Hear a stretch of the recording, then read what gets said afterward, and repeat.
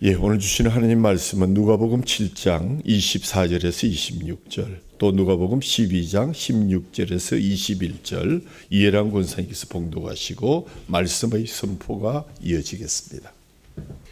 요한이 보낸 자가 떠난 후에 예수께서 무리에게 요한에 대하여 말씀하시되 너희가 무엇을 보려고 광야에 나갔더냐? 바람에 흔들리는 갈대냐? 그러면 너희가 무엇을 보려고 나갔더냐? 부드러운 옷 입은 사람이냐? 보라, 화려한 옷을 입고 사치하게 지내는 자는 왕궁에 있느니라. 그러면 너희가 무엇을 보려고 나갔더냐? 선지자냐? 옳다. 내가 너희에게 이르노니 선지자보다도 훌륭한 자니라. 아멘. 또 비유로 그들에게 말하여 이르시되 한 부자가 그 밭에 소출이 풍성하매 심중에 생각하여 이르되 내가 곡식 쌓아둘 곳이 없으니 어찌할까 하고 또 이르되 내가 이렇게 하리라. 내 곡간을 헐고 더 크게 짓고 내 모든 곡식과 물건을 거기에 쌓아두리라.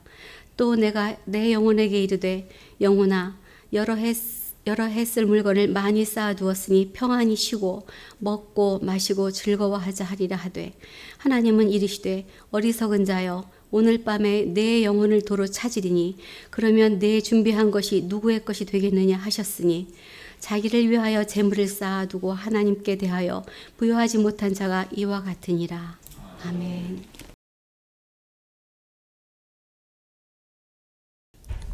오늘은 10월의 첫 주인데 오늘 주제 말씀이 감사입니다. 감사라는 말씀을 생각하면서 생각난 한 영화가 있는데 제35회 대종상 최우수 작품상을 수상했고 300만 가까이 누적 관객 수를 기록한 영화 접속이라는 영화입니다. 1997년 개봉된 이 영화는 사랑의 아픔을 가진 주인공이 PC통신을 통해서 알고 만나게 되는 두 사람의 그 사랑의 과정을 애절하게 그리고 마지막은 오픈엔딩으로 끝이 납니다. 특별히 이 영화의 주제곡인 사라본의 A Lover's Concert는 OST로 무려 100만 장 이상 팔리는 한국 영화의 부동의 1위를 기록한 바가 있습니다. 바로 옆에 그 사람이 지나가는데도 서로를 알아보지 못할 때 관객들은 많이 안타까워하지요. 당시 한석규와 전도연이 주연을 맡았는데 만일 핸드폰을 가지고 있었더라면 하는 생각을 하게 됩니다. 지금 시대는 전혀 상상할 수 없는 안타까움은 핸드폰의 유무에 따라 달라진다는 것. 그래서 모 연예 기자는 시대적으로 영화를 가르는데 중요한 기준이 핸드폰을 가지고 사용하는 시대인지 아니면 공중전화를 사용하는 시대인지로 가눌 수 있다. 이렇게 이야기한 바가 있습니다. 공중전화 시대를 거쳐서 무슨 호출기인 삐삐 시대를 거치고 핸드폰 시대를 거쳐서 아이폰이 선도한 본격적인 스마트폰 시대를 열어갔습니다.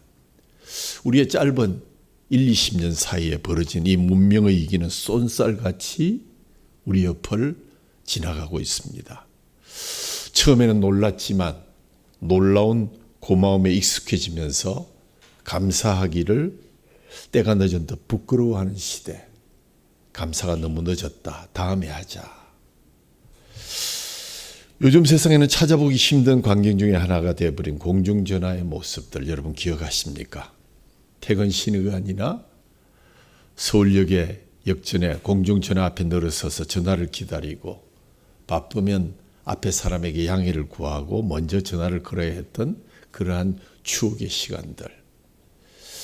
서울의 상경에서 짐도 땅바닥에 던져놓고 자식과 통화하느라 정신줄을 놓고 있다가 자식네들 줄 물건을 잃어버리고 실성하는 노모의 모습도 눈에 선합니다.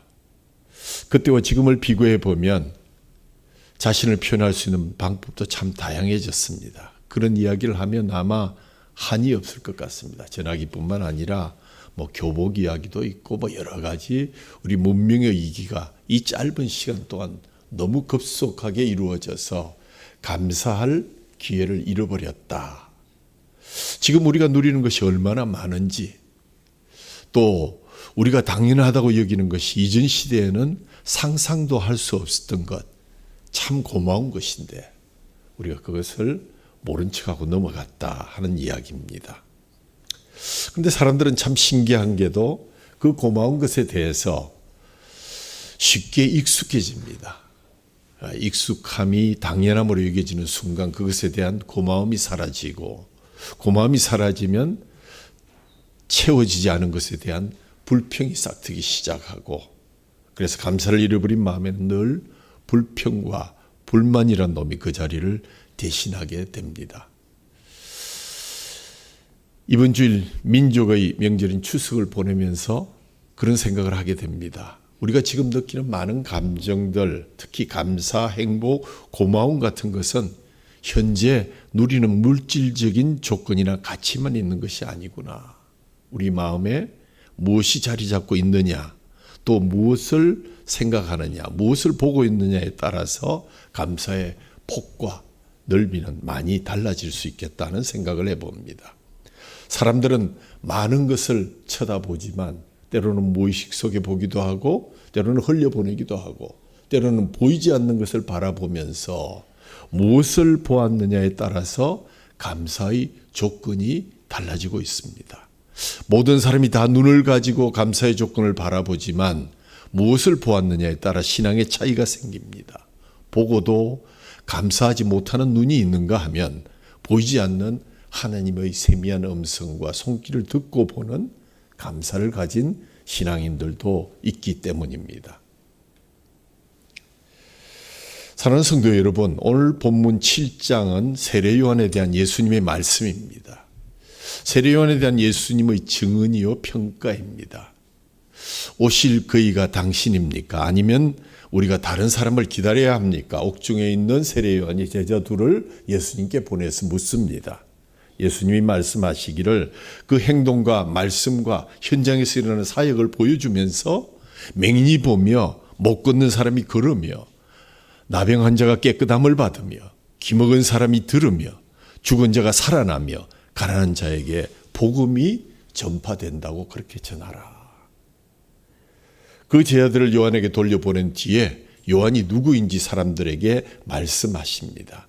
먼저 자기 앞에 모이던 사람들에게 그들이 광야에서 요한을 보러 몰려갔던 이유가 무엇이었던가. 우선 아니요라고 대답할 수밖에 없는 두 질문을 던지는데, 그리고 그렇습니다라는 대답이 예상되는 한 질문을 예수님께서 대중들에게 던지십니다. 그리고 나서 주님께서 요한이 누구인지를 자세히 설명을 해 주십니다. 사람들은 하나님 말씀에 예언한 선지자 정도로 알고 있지만 주님께서는 선지자보다 나은 정말 위대한 선지자라고 설명합니다. 요한에 대한 구약의 예언을 상기시킨 다음에 인류 역사에서 제일 큰 자라는 찬사를 세례 요한에게 돌리고 있습니다. 동시에 인류 역사에 여자가 낳은 자 중에서 그보다 더 큰 자가 없다. 그러나 하늘나라에서 극히 작은 자라도 그보다 더 크다. 이런 설명을 그들에게 하시면서 하늘나라에 있는 것이 세상의 어떠한 위대한 자들보다 더 큰 자임을 설명해 주셨습니다. 본문을 살펴보면서 예수님은 무엇을 보느냐고 질문을 두 번 언급하죠. 너희가 무엇을 보려고 광야에 나갔더냐? 바람에 날리는 흔들리는 갈대냐? 그 다음 두 번째는 너희가 무엇을 보려고 광야에 나갔더냐? 부드러운 옷 입은 사람들이냐?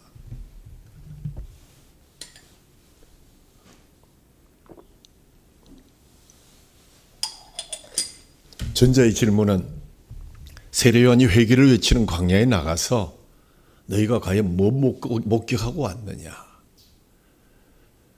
광야에 흔들리는 그런 갈대를 보고 온 것이냐? 그렇다면 광야에 나갔던 목적을 상실한 것이다. 의미 없이 나간 것이다.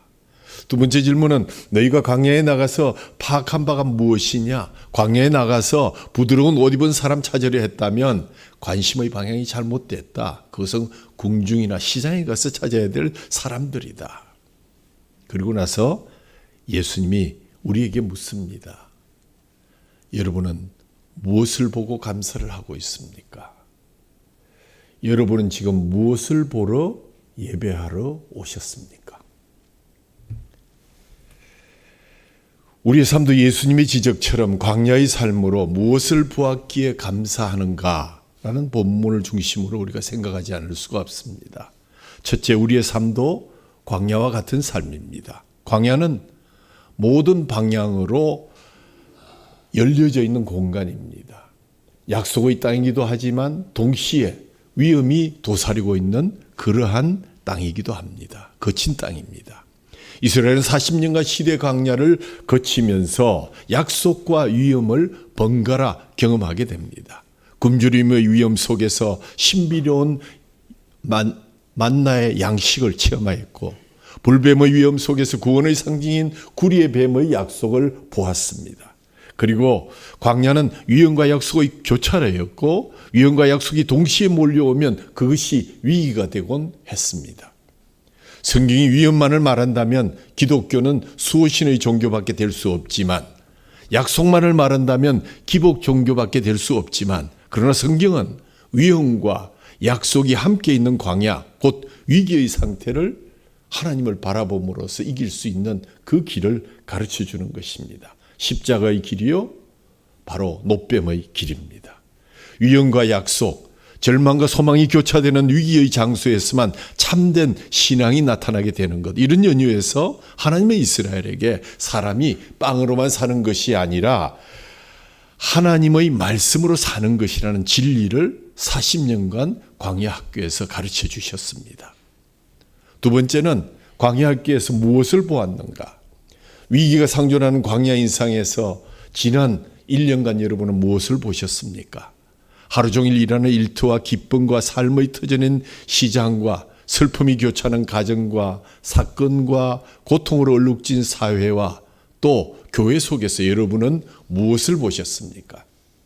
거기에 따라 나의 신앙의 모습, 감사의 척도가 결정되는 것입니다. 흔히 사람들은 축복을 눈에 보이는 것, 재물이나 또는 지위나 건강이나 승진 등으로 국한하려 하지만, 참된 축복은 눈에 보이지 않는, 육안의 눈으로 보이지 않는, 영의 눈으로만 볼 수 있는 하나님의 손길을 볼 수 있을 때만이 가능한 것입니다. 이 광야에서 당신은 무엇을 보았습니까?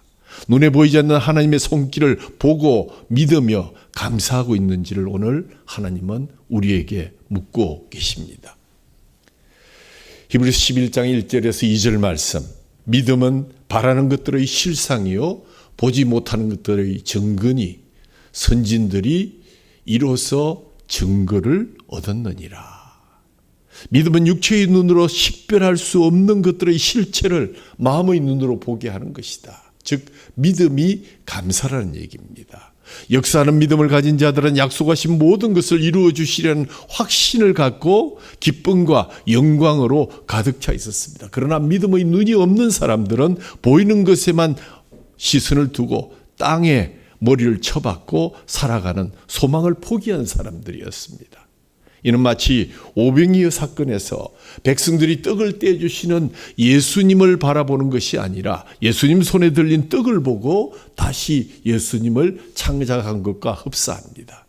축복은 떡 자체가 아니라 떡을 주시는 하나님과 그 손길에 있었다는 사실을 우리가 기억한다면, 우리가 지금 되돌아볼 때 감사를 놓친 것이 얼마나 많았던가 하는 생각을 하지 않을 수가 없을 것입니다. 목회를 하면서 종종 궁금한 일이 있습니다.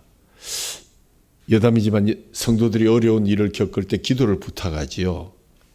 열심히 기도를 하는데 그 결과에 대해서 별로 이야기하지 않을 때가 있습니다. 기도 부탁을 할 때 간절함과 그 기도의 응답이 있고 난 뒤의 태도가 다를 수가 있다는 것이죠.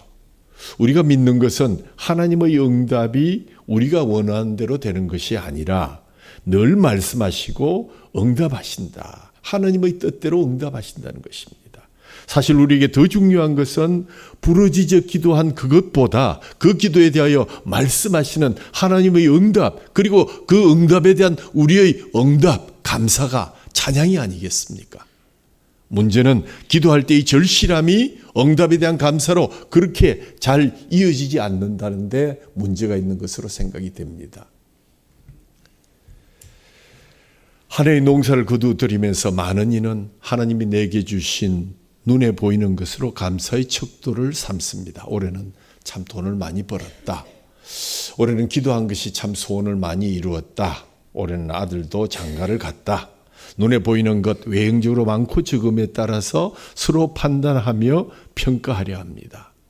눈에 보이는 재물과 지위와 건강과 자손 등의 외형적 가치만을 보고 평가하면서 외형적 가치만으로 평가하다 보면 무슨 문제가 생깁니까?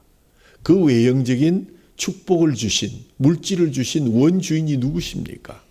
하나님의 손길, 하나님의 임재, 하나님의 인도하심을 바라보는 대신에 수단으로, 결과로 주어진 그 물질만 바라보게 된다는 그러한 모순입니다. 누가복음 12장의 어리석은 부자의 모습을 한번 보십시오. 어떤 사람이 가을철에 많은 곡식을 수확했습니다. 이 정도면 몇 년은 먹고 살 것 같습니다. 곡식을 바라보면서 혼자 말합니다. 저 많은 곡식을 쌓아둘 창고가 부족하구나. 낡은 창고를 헐어버리고 큰 창고를 지어야겠다. 그리고 그 창고마다 곡식을 가득 채워놓고 내 영혼에 말할 것이다. 내 영혼아, 여러 해 먹을 곡식을 쌓아두었으니 이제는 평안히 먹고 쉬고 마시고 인생을 즐기자꾸나. 그러나 그 순간 하나님이 그 사람에게 뭐라고 얘기합니까? 어리석은 자여, 오늘날 내가 너희 영혼을 도로 불러가겠다. 그러면 내 창고의 곡식이 누구의 것이 되겠느냐? 이 비유 속의 주인공이 어리석은 자로 불리게 된 이유는 크게 네 가지로 분류할 수가 있습니다. 첫 번째, 생계를 유지하는 일과 삶을 사는 일의 차이를 구별하지 못했다. 만일 어떤 사람이 생계를 세우는 일, 즉 먹고 사는 일에만 집착해서 자기 인생의 전부로 삼는다면 그처럼 어리석은 자는 없다는 것입니다. 생계를 세우는 것은 그때의 임시적인 환경에 연결되지만 진정한 삶과 진정한 생활의 목표는 영혼에 연결되어야 되고 주님을 바라보는 과정이어야 한다라는 사실을 그는 알지 못했던 것 같습니다. 두 번째는 이 사람이 어리석다는 주님의 평가를 받은 것은 자기 영혼과의 대화가 아주 잘못된 데 있었습니다. 인간의 생활은 쉴 새 없는 자기 영혼과의 대화입니다. 비유의 주인공은 자기 영혼과 세 마디를 대화를 하죠. 내 영혼아, 먹고 마시고 즐기자. 창고에 쌓인 물질을 영원히 먹고 마신다고 생각해서 행복해질 수 있을 것 같습니까? 영혼이 우리에게 던지는 질문은 내 창고의 물건과 자랑하는 지위와 누리는 건강이 어디서 왔느냐? 그것들은 어떤 의미가 있는 것이냐? 무엇하라고 주신 것이냐? 이 질문에 대한 바른 대답은 먹고 마시자가 아니라 하나님이 이를 주셨으니 감사하고 이웃과 함께 아름답게 먹고 나누어야 된다 하는 그런 고백이 되어야 한다는 것입니다.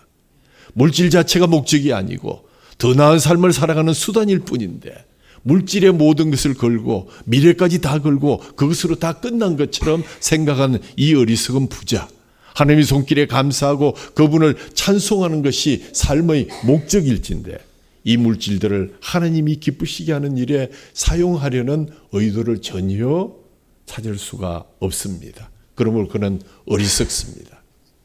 세 번째로 비유의 주인공인 이 부자가 어리석은 이유는 물질을 자신의 소유권으로 잘못 알았기 때문입니다.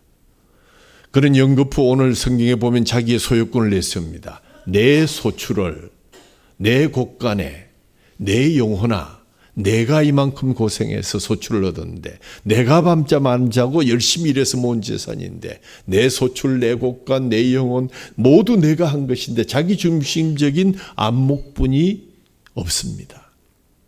그때 예수님이 주님 말씀하십니다. 너 어리석은 자야. 오늘 밤 내 영혼을 도로 찾아가겠다. 그러면 내 소유권을 주장한 그 모든 것이 누구의 소유가 되겠느냐. 집 문서도 생명 문서도 또 모든 통장도 소유권의 문서는 하나님께 속해 있는 것입니다. 그 점을 망각하면 어리석은 자가 됩니다. 인간은 소유자가 아니라 청지기일 뿐이라는 사실을 기억하셔야 합니다. 네 번째로 이 비유 어리석은 사람에게서 찾아볼 수 없는 한 가지가 있는데 그것이 바로 감사와 찬송입니다. 그는 부지런히 생기를 세웠지만 감사를 몰랐습니다. 자기 영혼에게까지 먹고 마시자고 권유했지만 하나님과의 대화, 감사와 찬양을 알 수가 없었고 예배를 할 줄 몰랐습니다. 자기의 소유권을 강하게 내세웠지만 정말 소유주에 대한 감사가 빠져 있었기 때문입니다. 그래서 그는 모든 것을 가진 것 같았으나 잃어버린 어리석은 자가 되었고 가진 것 같았지만 바람을 잡은 어리석은 자가 되었으며 잘 사는 것 같았지만 가장 실패한 우둔한 자가 되고 만 것입니다.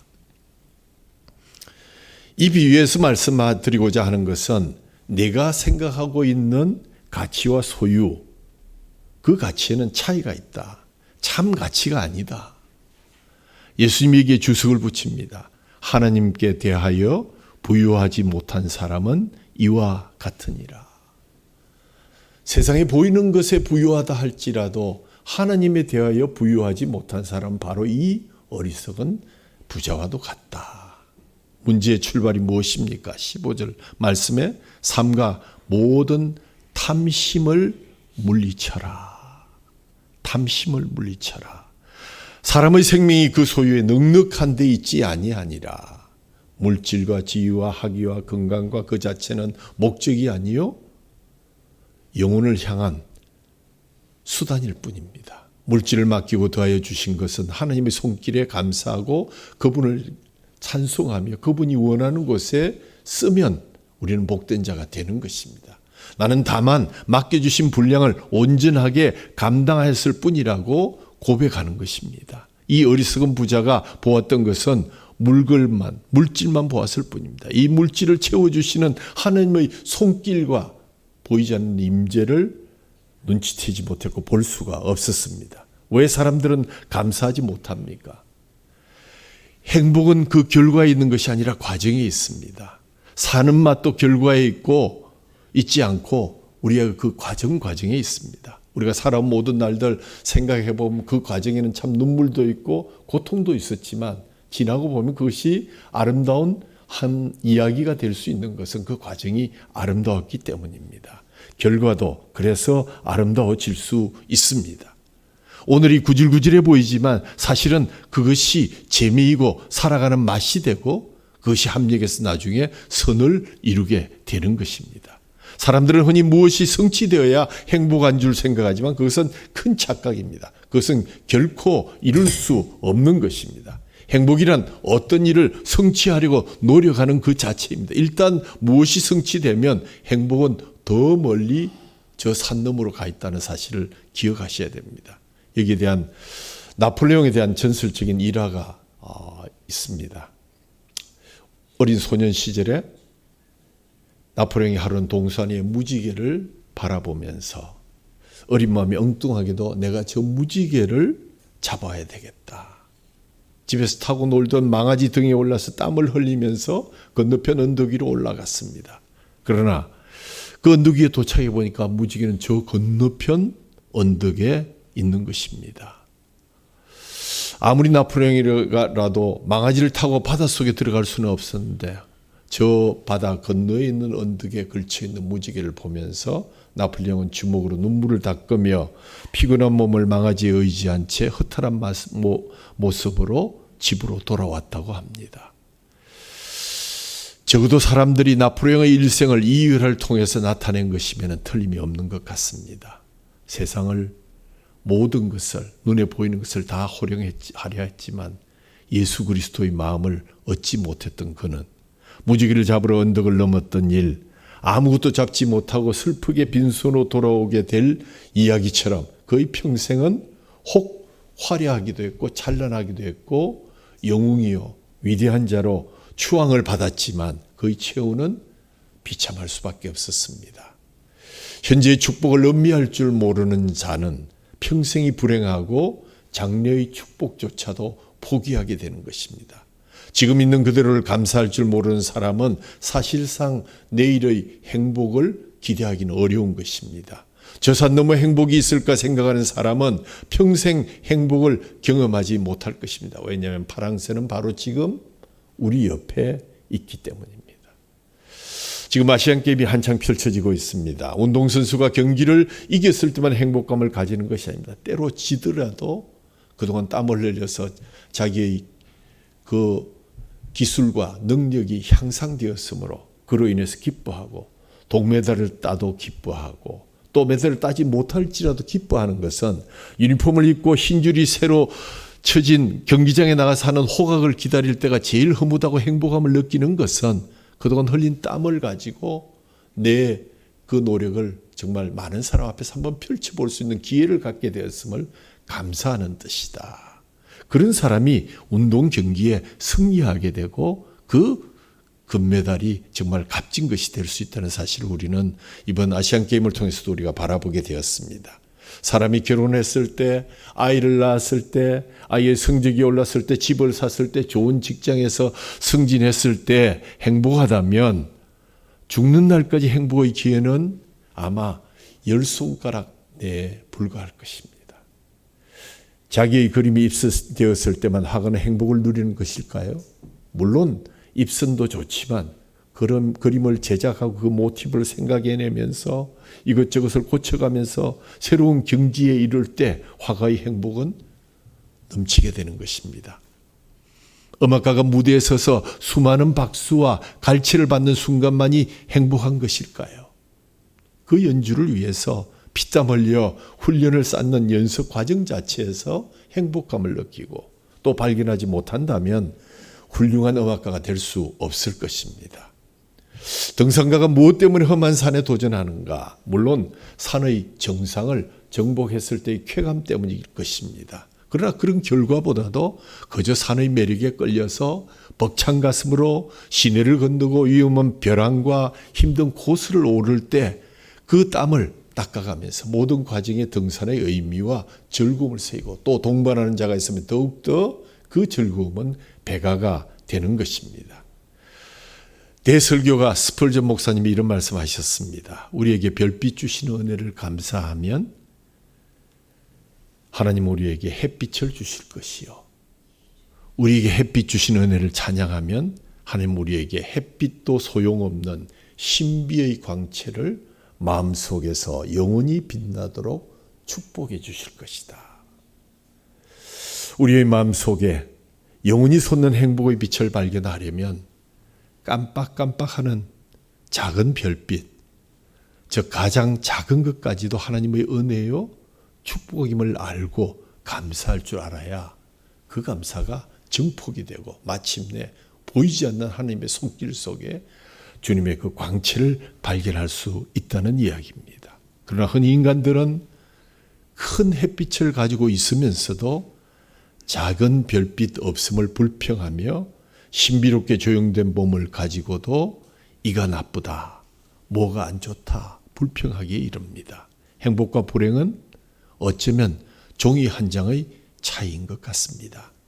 무엇을 보느냐, 무엇을 느끼느냐에 따라서 불만이냐 감사가 정해지기 때문입니다.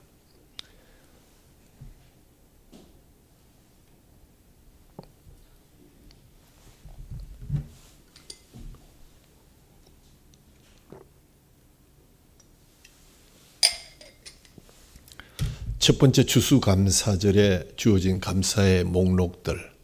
감사의 생활이란 모든 조건 아래서 어떤 환경에서나 감사하는 생활이다. 우리 잘 아는 데살로니가전서 5장 16절 18절 말씀이 말해주고 있습니다.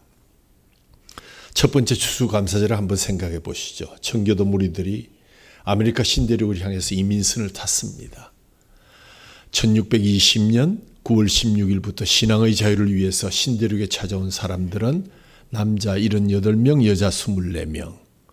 사실은 더 많은 인원이 떠났는데 2개월에 걸친 대서양 항해 중에서 거의 반이 죽고 모진 바람 속에서 좌절하고 실망 대신에 신앙의 자유를 보았고 사나운 물길 속에서 천연과 운명의 소원을 탓하지 않고 하나님의 무한한 사랑 그 손가락을 발견하면서 그들은 겨우 신대륙의 벌판에 도착했습니다. 그러나 그곳은 적과 꿀이 흐르는 땅이 아니었습니다. 그들은 추위와 굶주림과 싸우면서 첫 겨울을 넘기는 동안에 거의 절반이 죽어갔고 그들의 신앙은 펼 수 있는 자유의 천지를 바라보기에 부족했지만 늘 하나님의 인도하심 속에서 눈에 보이지 않지만 역경과 눈보라 속에서 아메리카의 미래를 바라보며 비전을 가지고 그해 겨울을 넘겼습니다. 이듬해 봄에 인디안들이 찾아와서 옥수수, 완두, 콩, 밀, 보리에 씨를 뿌리고 그 뿌리는 법을 가르쳐 주어서 가을이 되어서 첫 소출을 얻게 되었습니다. 그의 가을 문자 그대로 피땀 흘려 거둔 첫 수확을 감사하는 예배를 드리고 인디안을 초청해서 야생 칠면조와 팬케이크를 굽고 잔치를 올렸습니다. 피와 땀으로 거둔 첫 수확을 하나님 앞에 놓았습니다. 거기에 옥수수, 고구마, 야생 칠면조가 전부였는데 그들의 식탁에 오른 음식만 그들이 감사한 것이 아니라 그들은 죽음과 역경 속에서도 끊이지 않고 이곳까지 인도해 주신 하나님의 인도하심, 하나님의 손길을 감사하지 않을 수 없었습니다. 그것은 눈물의 제단인과 동시에 찬미와 감사의 제단이었습니다. 1864년 링컨 대통령은 11월 제4목요일을 감사절로 설정하면서 이렇게 말했습니다. 남북전쟁이 한참이던 1863년 16대 대통령 아브라함 링컨에 의해서 정식 국경일로 선포합니다.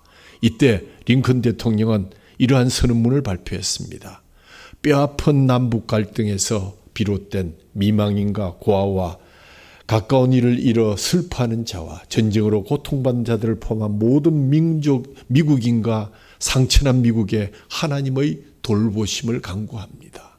우리의 경건한 조상이 이 아메리카 땅에 감사의 씨를 뿌린 그 신앙을 만대에 계승하기 위해서 우리는 오늘 이날을 국가의 축제일로 선포합니다. 이처럼 추수감사절에는 고난 중에도 감사하고 고통당하는 이들을 돌보고자 하는 그러한 정신이 있습니다. 감사의 씨를 마음밭에 뿌리면 행복의 열매를 거두게 되는 것. 불만의 씨가 뿌려진 가슴에서는 불행의 열매가 맺고 만다는 것을 우리는 다시 한번 기억해야 할 것입니다. 성경에 나타난 우리의 선조들이 그렇습니다. 아브라함은 25년 만에 얻은 외아들 이삭을 죽여야 하는 고민 속에서 그 찰나 속에 하나님의 축복을 보고 감사했고 여호와 이래 여호와가 준비하셨고 여호와가 그로 하여금 보게 하셔서 그는 그러한 축복을 받게 되었습니다. 모세는 홍해 속에서 민족의 장래를 발견하고 감사의 노래를 불렀습니다. 여러분들이여 가만히 있어서 여호와께서 하시는 일을 보십시오. 야곱은 도망침이 몰려드는 고독 속에서 하늘과 연결된 사다리를 볼 수 있었습니다. 다니엘은 사자 굴 속에서 하나님의 구원을 맛볼 수 있었습니다. 기도하는 300명이란 적은 군대 속에서 하나님의 승리를 확신하고 나아갈 수 있었습니다. 어떻게 사느냐 하는 것은 무엇을 보느냐에 달려있다고 할 수 있습니다. 우리가 잊고 살아가는 감사를 회복하고 감사가 회복될 때 우리 영혼에 주시는 충만함을 경험하기 위함. 추수감사절을 조용히 지킬 수도 있지만 우리가 이제 추석 명절을 지나고 10월 한 달을 정말 하나님 앞에 요란하고 시끄럽게 감사를 표현하고 우리를 사랑하는 사람들, 주님을 알지 못하는 사람들을 우리 교회에 초청하는 VIP 초청잔치를 통해서도 우리가 얼마나 하나님께 감사하고 우리 삶을 통해서 하나님께 영광을 돌려주는지 보여드리는지를 보여드려야만 할 때가 왔습니다. 문제 가운데만 소리를 지르며 예수님의 마음을 안타깝게 하는 신앙이 아니라 우리에게 이미 주셨던 베풀어 주신 하나님의 은혜를 생각하며 보이지 아니하는 하나님의 그 놀라우신 자락과 소리를 높이며 구원의 감격을 누리는 것도 1년에 한 번쯤은 해보아야 될 몸짓이지 않을까요? 그래서 우리가 감사가 우리의 삶의 능력이 되고 우리의 삶을 행복하게 만들 수 있다면 얼마나 좋을까. 지금 가능할지 모르지만 유튜브에 떠돌고 있는 낙타의 눈물이라는 영상을 생각했습니다. 왜 어미 낙타는 새끼 낙타를 거절하다, 너무 힘들어서 거절하다 마침내 눈물로 그 새끼를 껴안게 되었는가 한번 들려줄 수 있으면 좋겠습니다.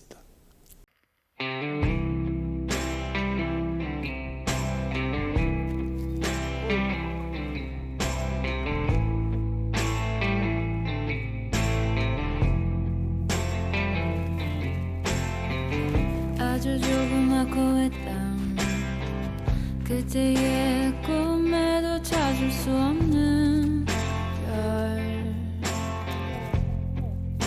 모든 게 숨겨져 버린 별, 난 이곳을 헤매고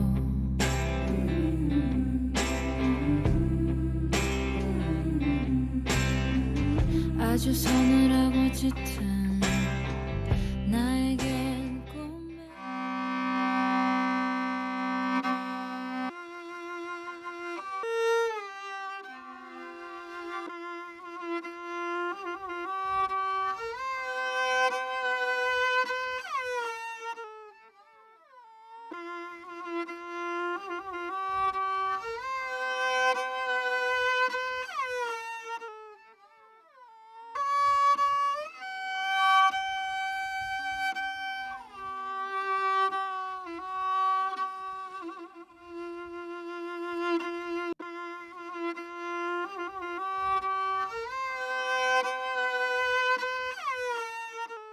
Дирхидер нулимсынан төшөп котер качат нулимсын качат уйра дирчиш.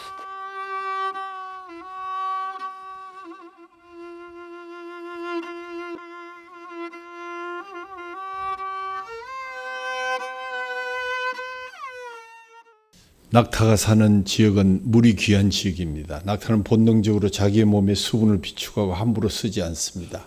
잘 눈물을 흘리지 않습니다.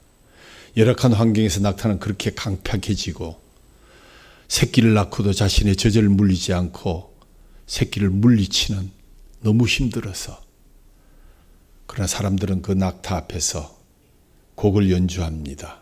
슬픈 노래로 낙타의 마음을 자극하는 것은 저는 감사의 제목을 계수하는 음악이라고 생각합니다. 낙타의 눈에서 눈물이 흐르기 시작하고 그때가 되면 낙타는 자신의 젖을 새끼에게 허락합니다. 그때도 계속 어미는 눈물을 흘립니다. 낙타의 눈에서 눈물이 나면 그 환경 가운데 새끼에게 젖을 먹이기 시작하는 가운데 그 어미는 감사의 제목들을 하나, 둘, 셋, 넷. 내가 어미로부터 이러한 젖을 먹고 자랐거늘 내 새끼를 내가 피곤하다고 발로 차다니. 자신의 새끼를 받아들인 어미 낙타 옆에서 새끼 낙타는 가녀린 울음소리를 냅니다. 이제 더 이상 슬픔이 담겨 있지 않습니다. 그 모습을 바라보는 가족들의 얼굴에도 비로소 안도의 웃음이 보입니다. 감사의 힘입니다.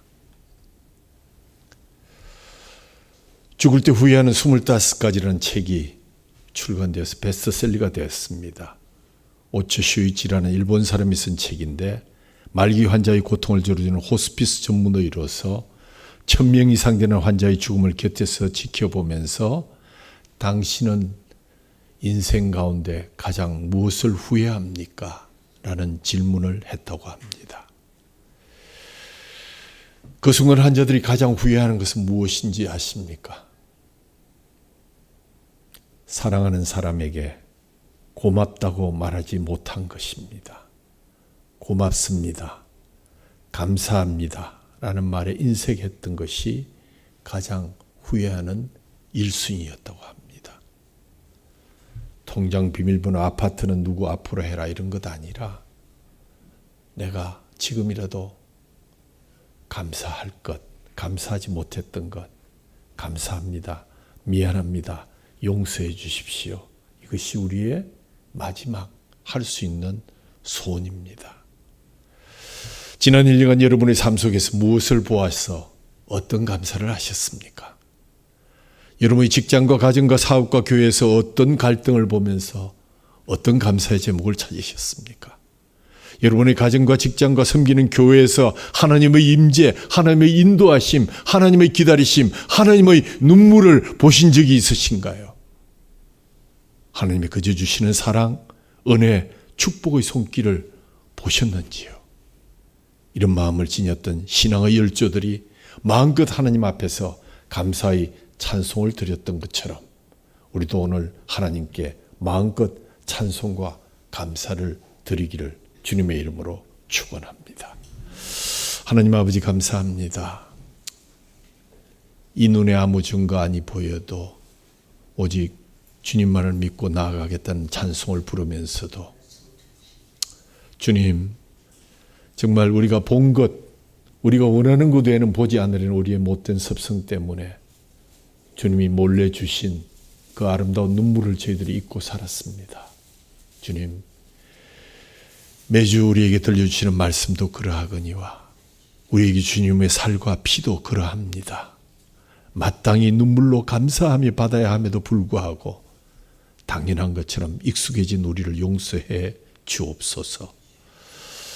하나님의 그저 주시는 사랑, 은혜, 축복의 손길, 우리가 나기도 전에 십자가에서 살과 피를 흘리시면서 찢으시면서 그 목숨 우리를 위해서 주셨던 하나님의 그 확정된 사랑을 저희들이 어찌 잊을 수 있겠습니까? 감사하는 백성이 되게 하여 주시옵소서. 하나님 정말 보이는 것뿐만 아니라 보이지 않는 것도 영적인 눈으로 바라보며 주님의 크신 은혜를 찬양하며 감사하는 시간이 많아지게 하여 주옵소서. 오늘도 저희들에게 주시는 귀한 주님의 그 살과 피를 받습니다. 감사하는 마음으로 주님의 눈물로 받을 수 있도록 은혜를 베풀어 주시고 연약한 지체들에게는 하나님 치유의 은총이 내려질 수 있도록 주님 이 살과 피를 그들에게 임하게 하여 주옵소서. 우리 주 예수 그리스도의 이름으로 감사하며 기도하옵나이다. 아멘.